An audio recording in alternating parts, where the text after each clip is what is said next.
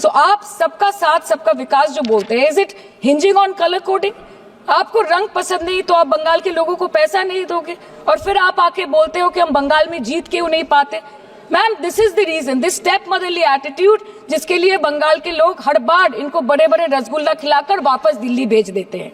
आप जब तक ये करते रहोगे आपका सीट नहीं मिलेगा बंगाल में।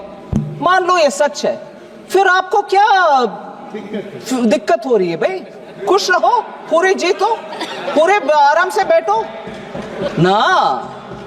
हो रही है दिक्कत, जनता देख रही है, गरीब के पैसा किसके हाथ में जा रहे, पार्टी वर्कर्स में हाथ में जा रहे, ये अभी खुलासा हो गया है, इसीलिए दिक्कत हो रही है उधर, इसीलिए दिक्कत हो रही है।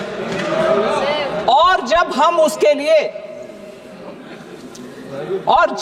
उसके लिए तैयार हैं, आते हैं स्टेट में, आपकी टीम के साथ ही जाते हैं, अकेला नहीं जाते हैं। आपके टीम साथ में रहने के बाद भी दिखता है कि घपला हुआ, उसको सही करने के लिए मौका भी देते हैं, फिर भी आप यही राजनीतिक भाषा बोलते हो, नहीं जब तक ये करोगे बीजेपी नहीं आए। नहीं जी, देश अच्छा होना है, मोदी जी का संकेत यही है, अच्छा करप्शन रहित गरीब को जो पैसा मिलना है वो मिलना चाहिए। जहां घपला होते हैं हम साथ नहीं रहने वाले हैं। सर, माननीय वित्त मंत्री ने पहले कहा था कि बहुत हो गई महंगाई की मार, अब की बार मोदी सरकार, और आज उनके विचार में inflation is an international problem, महंगाई एक अंतरराष्ट्रीय समस्या है। तो विश्व गुरु, विश्व बंधु इस अंतरराष्ट्रीय समस्या का समाधान क्यों नहीं कर पा रहे हैं? सेंट्रल टीम और स्टेट टीम भी साथ में गए हैं और उधर पेमेंट का रिक्लेम करो, ऐसे आदेश मिलने के बाद रिक्लेम ना करते हुए दोबारा ट्रेशरी से ही उसको भरपाई कर रहे हैं, मतलब करप्शन हुआ। उसके बाद मैं कैसे डिफरेंशिएट करूं? पूर्व मेदिनीपुर में नहीं हुआ, नॉर्थ बंगाल में हुआ नहीं, साउथ परगाना 24 परगाना में, मैं कैसे तय करूं?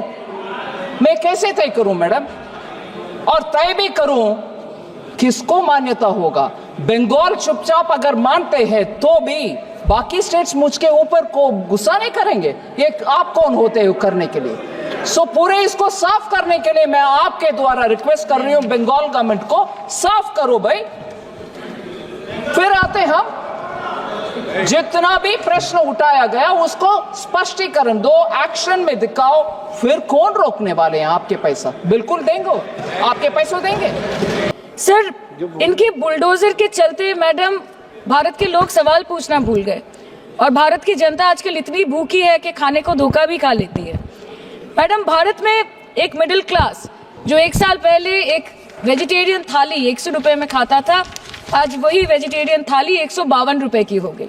टमाटर की कीमत 247% बढ़ गई, आलू की कीमत 180%, लहसुन 128% और तेल, नमक, आटा, मैदा 18%।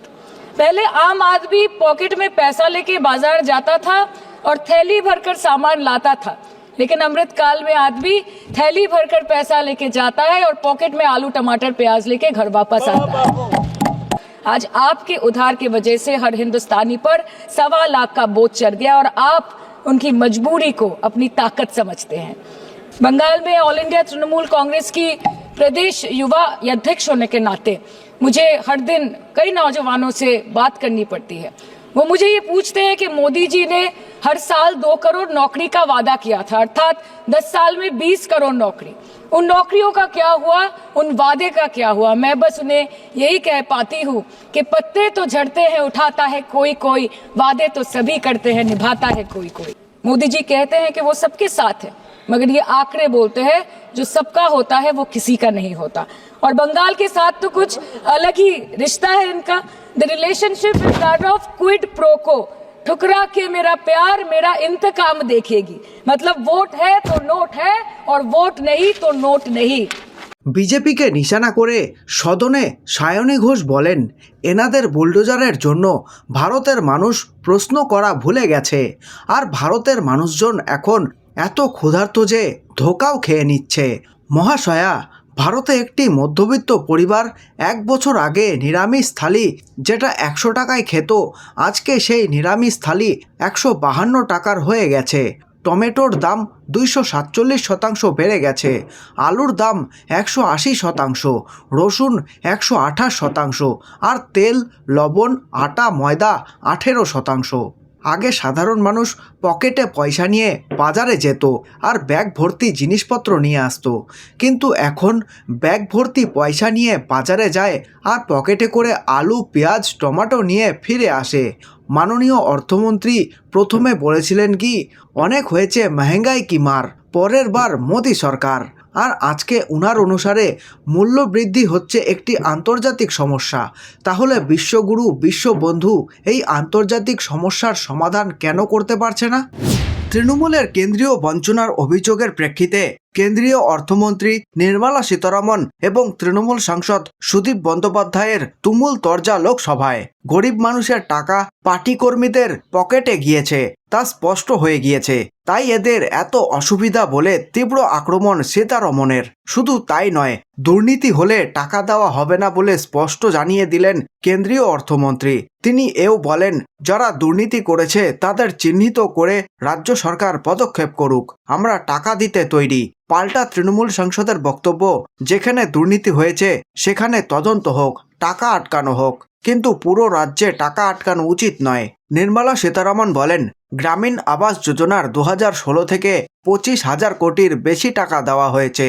পশ্চিমবঙ্গে কেন্দ্রীয় প্রকল্পের নাম পরিবর্তন করে বাংলা আবাস যোজনা করা হয়েছে। এরপর সেখানে ব্যাপক দুর্নীতির অভিযোগ পাওয়া গিয়েছে। কেন্দ্রীয় সরকার টিম পাঠিয়েছিল, তারা খতিয়ে দেখে জানিয়েছে কেন্দ্রীয় প্রকল্প বাস্তবায়নে ব্যাপক দুর্নীতি হয়েছে। রাজ্য সরকার অভিযুক্তদের বিরুদ্ধে ব্যবস্থা নেবে বলেছিল। সরকার কি পদক্ষেপ করেছে চাওয়া হয়েছিল। এরপর নির্মলা সীতারমণ বলেন, মনরেগার যে অভিযোগ করা হয়েছে তা ঠিক বলে প্রমাণিত হয়েছে, নিয়ম মানা হচ্ছে না।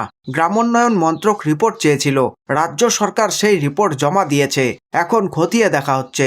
এরপর সুদীপ বন্দ্যোপাধ্যায় বলেন, যদি কোথাও কোনো বেনিয়ম হয়ে থাকে তাহলে সেখানে তদন্ত হোক। একটা দুটো জায়গার জন্য পুরো রাজ্যের টাকা আটকানো হচ্ছে। 1 লক্ষ কোটি টাকা পাওনা রয়েছে, যেখানে দুর্নীতি হয়েছে সেখানকার টাকা আটকানো হোক, কিন্তু পুরো টাকা আটকানো উচিত নয়। এরপর সীতারমণ বলেন, আমরা সারা দেশের টাকা আটকাইনি, যেখানে দুর্নীতি হয়েছে সেখানে টাকা আটকেছি। আমরা কি ভুল করেছি? কোথায় দুর্নীতি হয়েছে সেটা আমি কি করে ঠিক করব? যখন আমরা অ্যাডভান্সের টাকা দিচ্ছি সেখানেও আমাদের বিরুদ্ধে পক্ষপাতিত্বের অভিযোগ করা হচ্ছে। কোথায় দুর্নীতি হয়েছে তা রাজ্য সরকার ঠিক করুক, পদক্ষেপ করুক, আমরা টাকা দিতে তৈরি। এরপর সুদীপ বন্দ্যোপাধ্যায় বলেন, ক্ষুধার্ত মানুষ কাঁদছেন। এরপর নির্মলা সীতারমণ বলেন, গরিবের পয়সা পার্টি কর্মীদের হাতে যাচ্ছে তা স্পষ্ট হয়ে গিয়েছে, তাই এদের এত অসুবিধা হচ্ছে। কেন্দ্রীয় টিম কোথাও নিজেরা যায় না, স্টেটের টিমের সঙ্গেই আমরা যাই। যেখানে দুর্নীতি হয়েছে সেখানে আমরা থাকবো না। গরিব মানুষের টাকা দেওয়ার জন্য দুর্নীতি মুক্ত হয়ে কাজ করতে হবে।